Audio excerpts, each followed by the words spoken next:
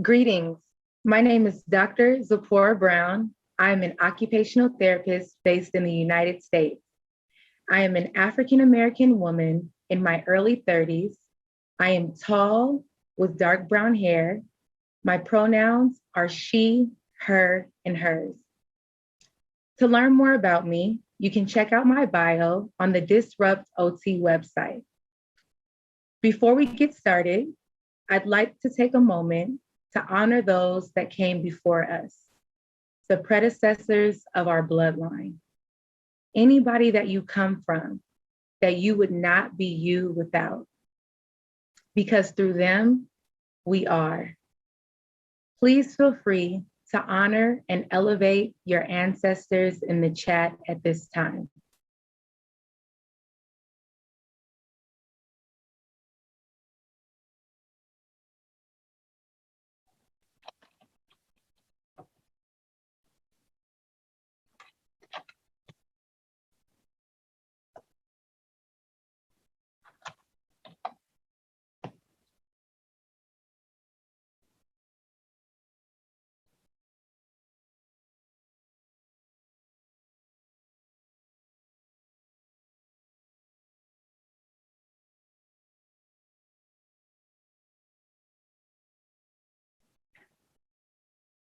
Thank you all for joining this morning, afternoon, and evening from all around the world.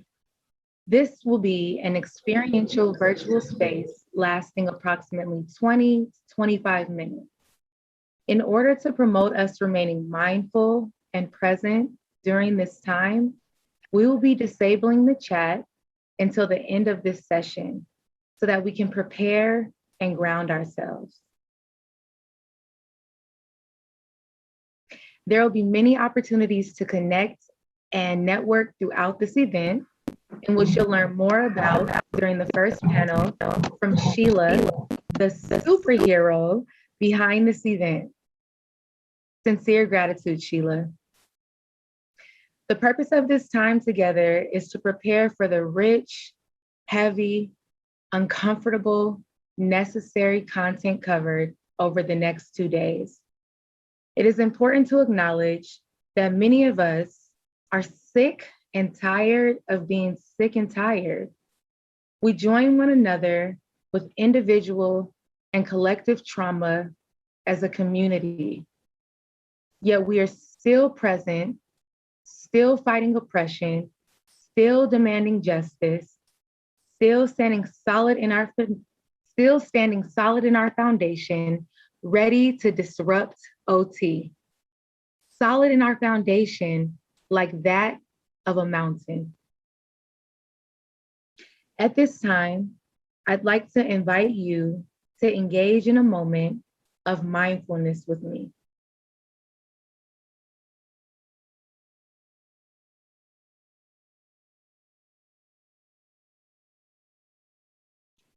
This practice is normally done in a sitting position, either on the floor or a chair, and begins by you sensing the support you have from the chair or the cushion, paying attention to the actual sensations of contact, finding a position of stability and poise.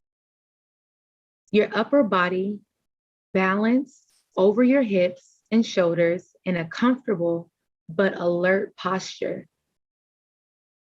Hands on your lap or your knees, arms hanging by their own weight, like heavy curtains, stable and relaxed. Actually sensing your body, feeling your feet, legs, hips, lower and upper body, arms, shoulders, neck, and head. And when you're ready, if you have not yet, allowing your eyes to close, bringing awareness to breath.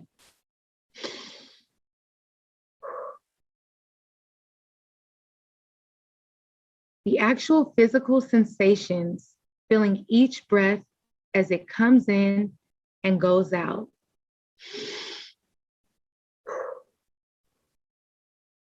letting the breath be just as it is, without trying to change or regulate it in any way.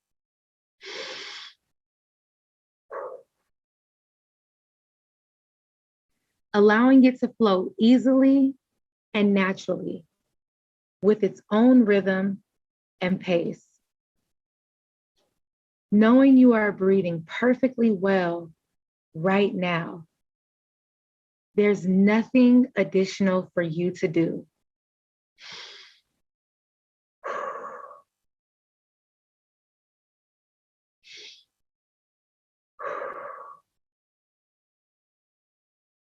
Allowing the body to be still and sitting with a sense of dignity, a sense of resolve, a sense of being complete and whole in this very moment. With your posture reflecting this sense of wholeness.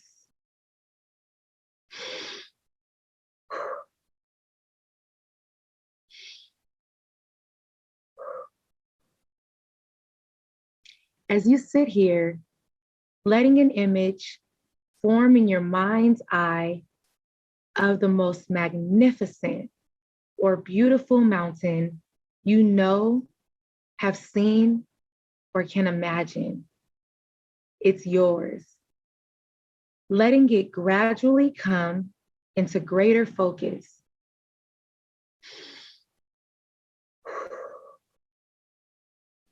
And even if it doesn't come as a visual image, allowing the sense of this mountain and feeling its overall shape, its lofty peak or multiple peaks, high in the sky. The large base rooted in the bedrock of the Earth's crust, its steep or gently sloping sides. Noticing how massive it is, how solid, how unmoving, how beautiful, whether from afar or up close.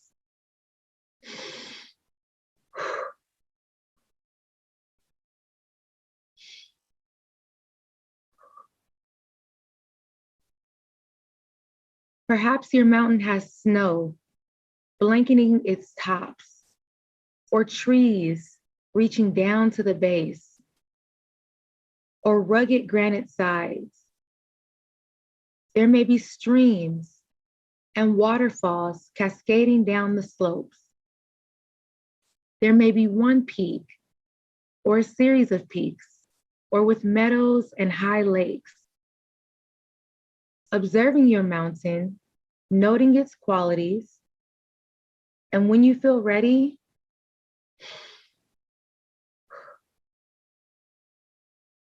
seeing if you can bring the mountain into your own body so that your body and the mountain in your mind's eye become one, solid in its foundation.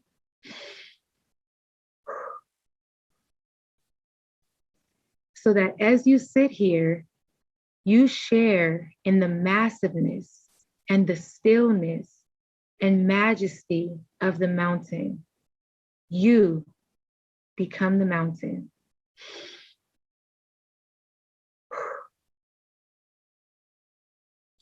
Grounded in the sitting posture, your head becomes the lofty peak, supported by the rest of the body and affording a panoramic view. Your shoulders and arms representing the sides of the mountain. Your buttocks and legs, the solid base, rooted to your cushion or your chair. Experiencing in your body a sense of uplift from deep within your pelvis and spine. With each breath, as you continue sitting, becoming a little more a breathing mountain.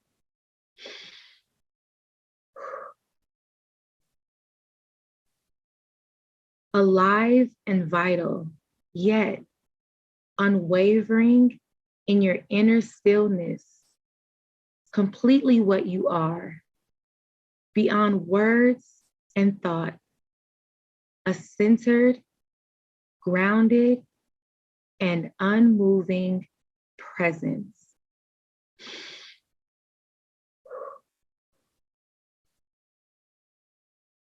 As you sit here, becoming aware of the fact that as the sun travels across the sky, the light and shadows and colors are changing virtually, moment by moment, in the mountain stillness.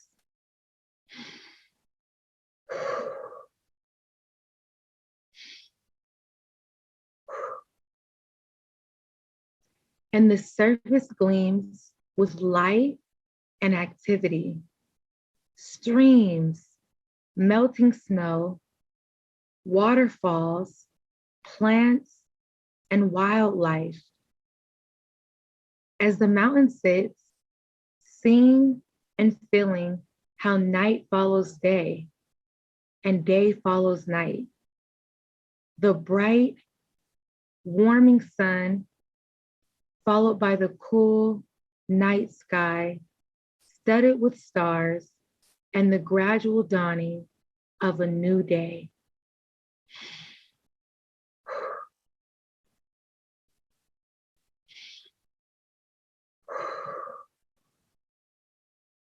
Through it all, the mountain just sits, experiencing change in each moment, constantly changing, yet always just being itself, solid in its foundation. It remains still as the seasons flow into one another and as the weather changes moment by moment and day by day. Calmness abiding all change.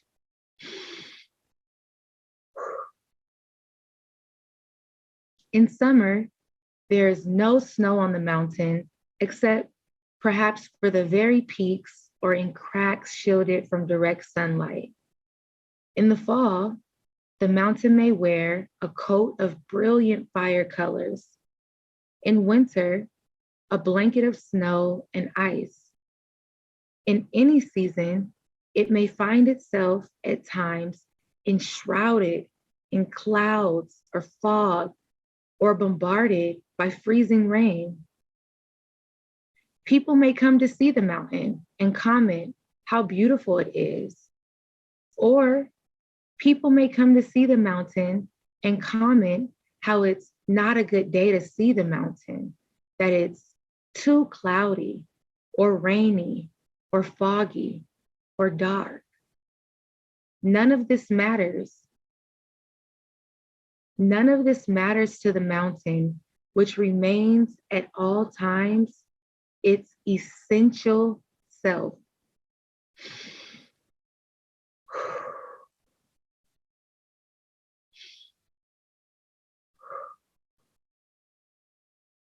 Clouds may come and clouds may go.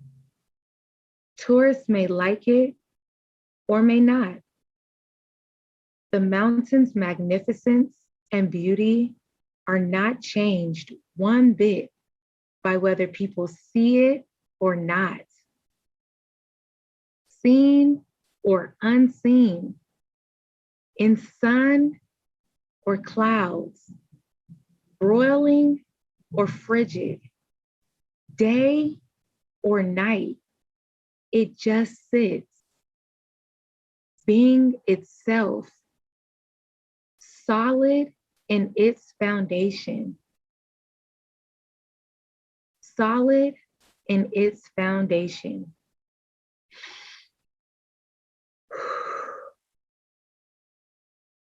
At times, visited by violent storms, buffeted by snow and rain and winds of unthinkable magnitude. Through it all, the mountain remains solid in its foundation, its essential self.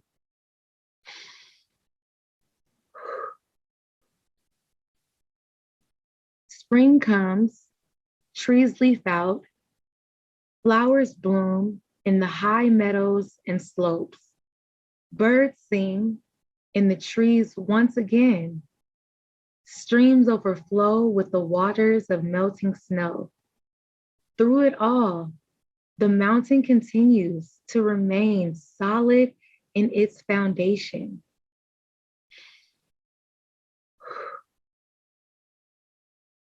Unmoved by the weather, unmoved by what happens on its surface, unmoved by the world of appearances, unmoved by judgment, remaining its essential self. Through the seasons, the changing weather, the activity ebbing and flowing on its surface, in the same way as we sit in mindfulness, we can learn to experience the mountain.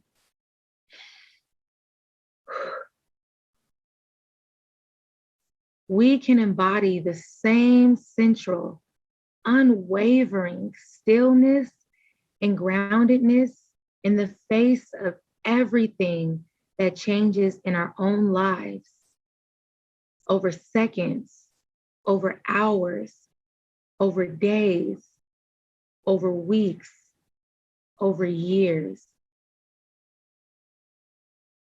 In our lives and in our mindfulness practice, we experience constantly the changing nature of body and mind and body, and of the outer world.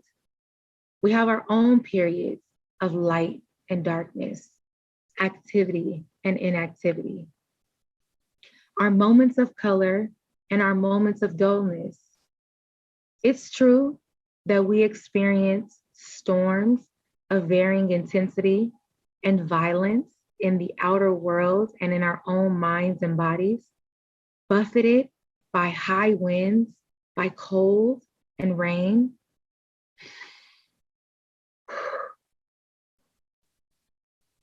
We endure periods of darkness and pain, as well as moments of joy and uplift. Even our appearance changes constantly, experiencing a weather of its own. By becoming the mountain in our own mindfulness practice, we can link up with its strength and stability and adopt them for our own. Solid in its foundation, our essential selves. We can use its energy to support our energy to encounter each moment with mindfulness and equanimity and clarity.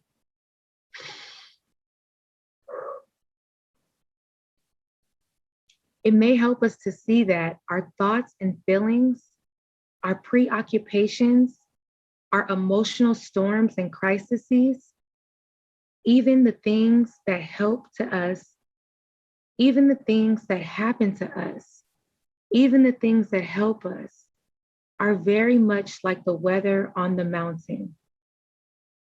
The weather of our own lives is not to be ignored or denied.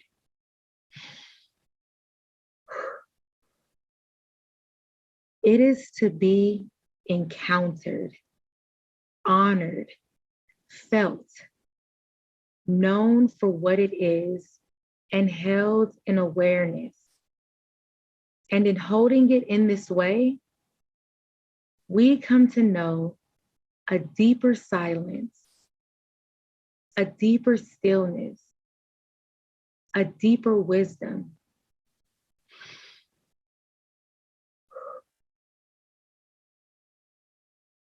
Mountains have this to teach us and much more if we can let it in. So if you resonate in some way with the strength and stability of the mountain in your sitting, it may be helpful to use this practice as a form of grounding from time to time over the next 2 days and even beyond, to remind you of what it means to sit mindfully with resolve and with wakefulness in true stillness, solid in your foundation, your essential self.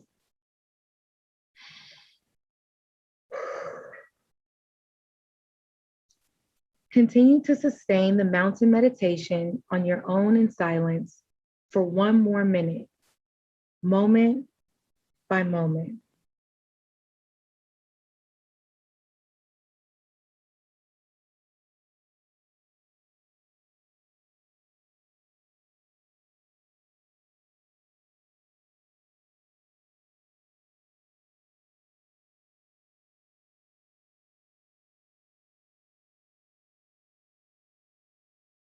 At this time, if you have not already, when you feel comfortable, begin to open your eyes and reorient with your surroundings.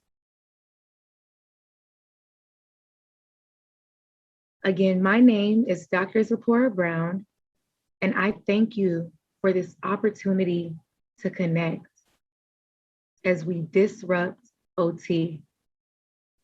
At this time, we will enable the chat if you would like to type a word or a few words reflecting how you feel in this moment.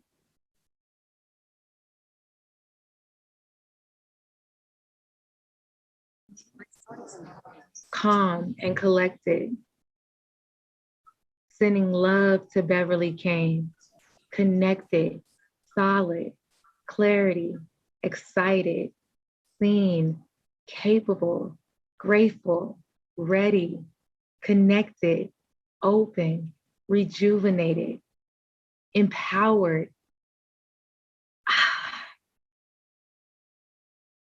Sincere gratitude and peace.